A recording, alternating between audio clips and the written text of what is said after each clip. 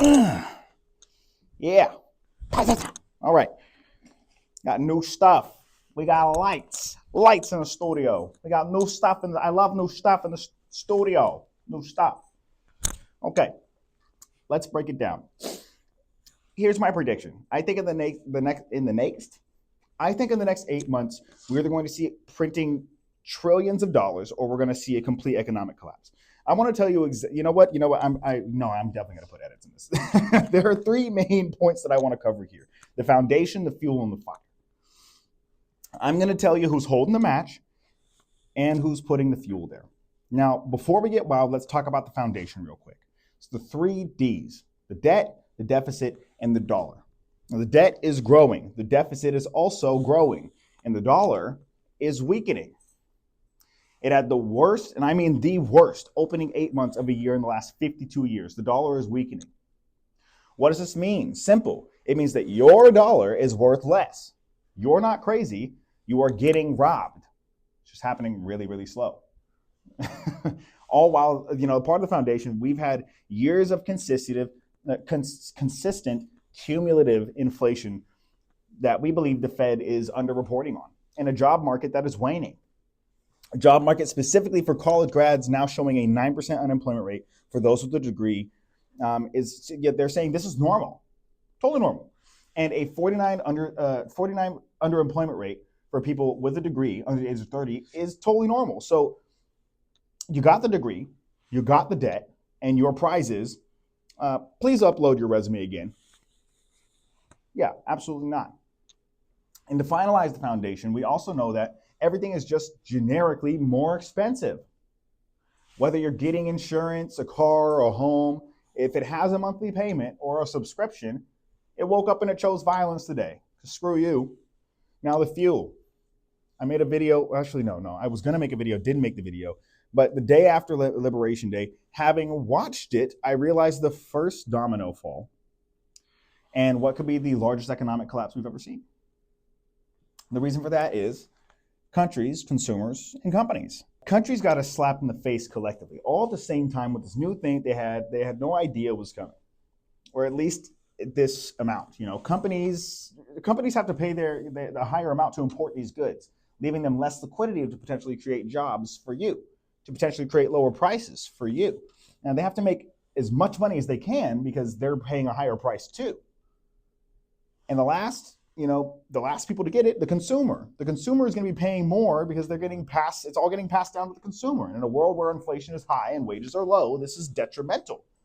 Translation: everybody in the chain is pissed, and you're the one at the cash register.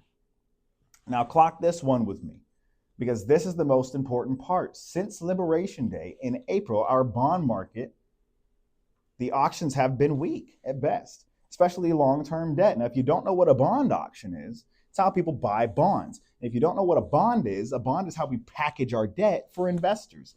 And if you don't know what that means, just Google what a bond is, and I'm sure you'll find a great YouTube video. Because I ain't got time for that right now. Bonds determine the rates for you and I. You want a car, you want a credit card, you want a home, you want to finance that new leg, or you want to finance the leg that you had to cut off to pay for your house. You're going to have to look at residential rates or retail rates to see what your interest is going to be. And the way that these banks figure out the retail rates is by going off of the bond market. The bond market goes up, and so do the rates for everything else we do.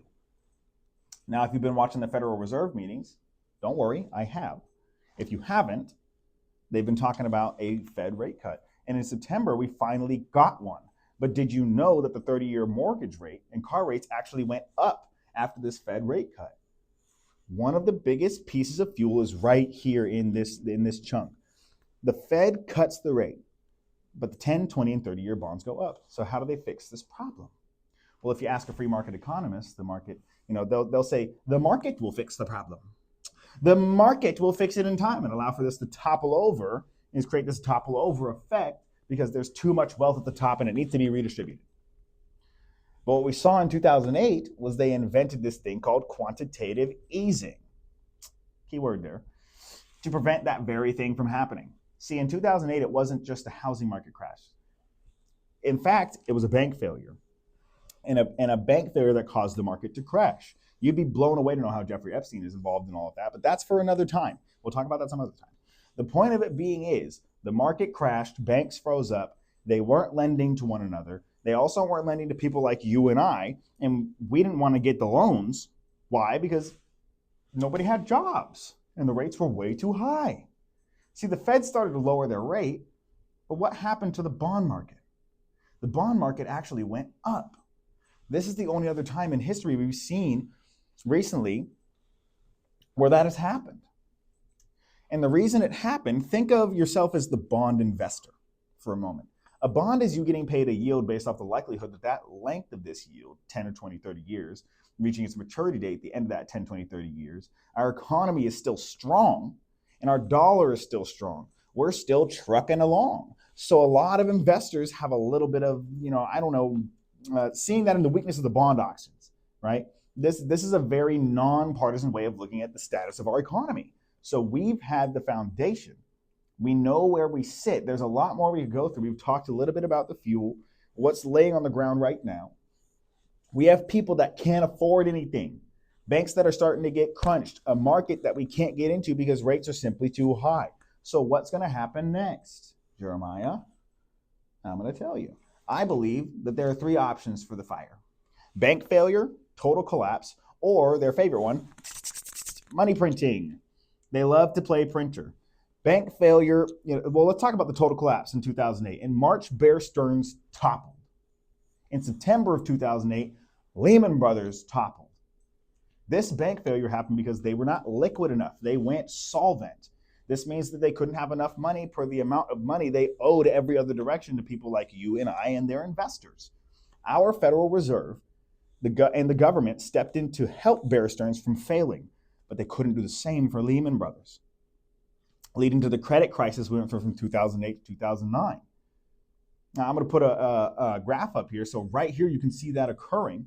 But right here is when we had our first bank crisis. And here's where we had our next. And you can see that right after that, and if you check these spikes, this is the 30-year bond, right? This is the 30-year bond I'm showing you. So why did rates drop after our economy just showed some of its weakest potential signs ever? Two giant banks collapsed, and yet the bond investors were like, actually, you know what? We want less money back on our investment. We think you guys are doing super great right now. Well, bank failure was also what happened in 1929. That caused the 30s Great Depression. Bank failure is often the trigger mechanism that lights the fire. Now, number two, an economic collapse. Could we get to the point where the dollar is so untrusted and becomes so weak that we have to completely change systems that we have to then transfer into a blockchain currency or a gold-backed Bitcoin currency because our currency is no longer what people want? I think that could, potentially, I really think that could potentially happen. The reason being is more and more people don't believe in our dollar. More and more people don't believe in our debt, and more people are watching our deficit gap grow, all while the wealth gap is extremely grows, and nothing is being done for the next generation to be able to do anything about it. That is an economic collapse. But the third and most likely is the printing, baby. They love to print. See, print. So let's go look back at the graph. This is when we had our first couple bank crashes and the bonds went down. But what I didn't tell you the first time is that these little areas where it kind of ticks down, it really goes zoom and it drops down. These are the three times that our Federal Reserve stepped in to buy bonds. Now, let me tell you this. When the bond rate starts going high and they want to curtail the supply, what they do is they print the money and they go buy all that. So when they did this after these two major bank failures, as we could see, the 30 years started to go up. They began printing money, but not just thrown to the economy. I want to be very clear here. There's bank bailouts, which did happen. That is a congressional, it comes from our government. Our legislative branch, executive branch orchestrate these bank bailouts. And that very much did happen. But look at the TARP. Look at the Henry Paulson. That meeting is crazy. But this is only QE Federal Reserve money printing. Look those up. Look those up, by the way. The Henry Paulson, look those up. Now, this isn't just money printing. It's not going to the mint. It's actually digitally made new, and then they use that digitally new money to buy up bonds. But why do they specifically buy bonds? Think of the supply and demand. If nobody wants our bonds because they don't trust our economy, what is the one way that we could get our bond to go down? The rate to go down. What would you do if you were selling a banana and you had 20 people that wanted to buy your one banana and you really have two options? Well, you only have two options. Either sell more bananas or get more supply to feed the demand, or raise your price and just let them fight for it, throw the banana on the ground. We saw that happen in the housing market not too recently. So right now, what the Federal Reserve was doing in 2008 was deciding to take bonds off the market so that less bonds were available, thus making them more valuable. Are you catching that? Stick with me.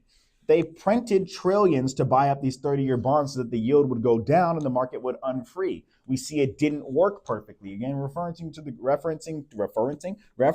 graph because it came right back up. So what did they do so recently after that? They printed money again. QE2, the rate went down, but shortly after that, couldn't hold it, went right back up. It came down a bit again after that, but then it started to seep back up. So what they do again? They went and printed more money. We're not talking about $100 or millions in money printing. They printed trillions of dollars in money. That is a million millions. You could buy every single sports team that exists. I'm talking across all genres of sports multiple times and still have billions left. The foundation's been set. The fuel is laying on the ground and it's all over the floor of the kitchen right now. It's just a matter of who's going to drop the match. Who's going to drop the match? Do we go into bank failure and that triggers some actions like money printing or bailouts? Do we wait too long and actually suffer a full systemic economic collapse, detethering, allowing someone, for like China, to step up into the number one position? Or do we prolong the debt-fueled economy by printing more money? That's likely what it is, to suppress the bonds, open up more credit, the more debt for you and I, and billionaires to get even fucking richer. What does that mean for you? So if the dollar weakens, hold gold, hold Bitcoin. If it falls apart, just have a good shack in the woods, man. Get yourself a gun and hang out. If we print just a ton of money and expand our monetary base, everything asset-wise will inflate and you'll be even hungrier than you are right now. Hold stocks, man. Hold housing. Hold on to something that's going to grow with it. Anytime our economy has looked a meltdown economically in the eyes, we usually print money and just have it melt up. Because screw the little guy, right?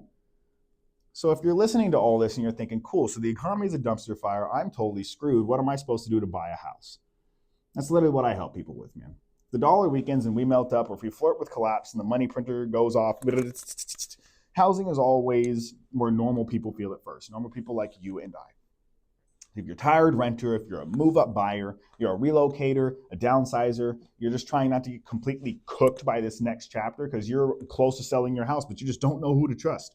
Talk to a realtor who knows how to speak the macro, who knows the forces that are moving the board.